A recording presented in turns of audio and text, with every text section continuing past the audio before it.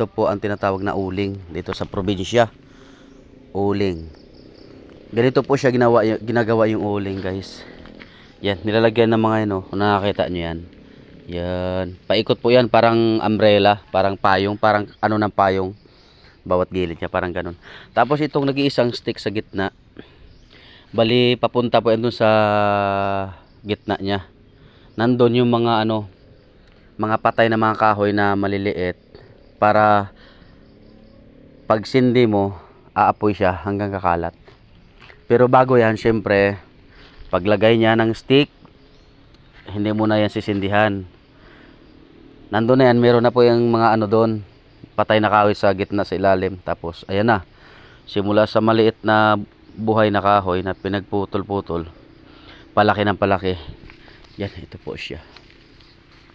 Yun. Yan, paikot po yan. Ito siya sa malayuan, guys. Yan. Ayan siya, lahat. Yun. Yan. Ito ang pamumuhay namin simula pa nung araw dito sa amin sa probinsya. Sana nakakaalam ng kung paano gawin yung uling, shout out sa inyo mga ano, mga kaprobinsya.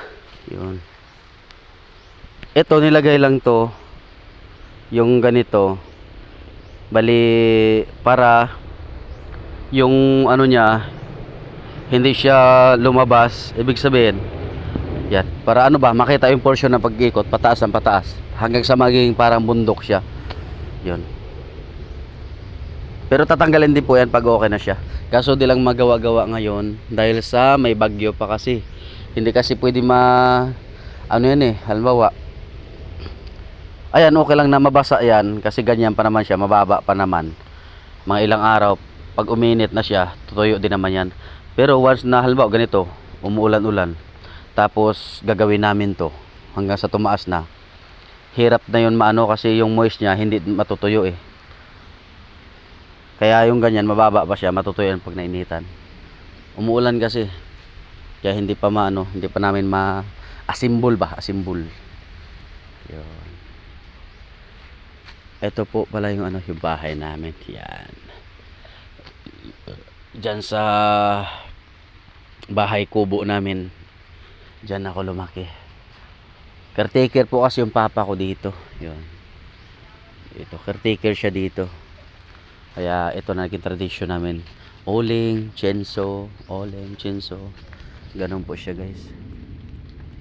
Awa ng Diyos, nakakaraos din kahit paano. Ito yung pinakamahirap na trabaho. Buti pa nga pag nagkupras ka ng nyug eh, 'di ba? Pag nagkupras ka ng nyug, akyat baba, biak. Pero mahirap din kasi inaapoyan mo din siya eh. Binabantayan.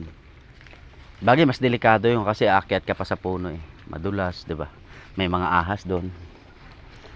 Ito yung mga trabahong ano, hindi mo masasabing basic kasi pag ito kasi yung pag-uuling, pag di ka marunong mag-uling nito at hindi yan maluluto, hilaw pa rin yung mga kahoy, 'di ba? Sayang lang. Useless.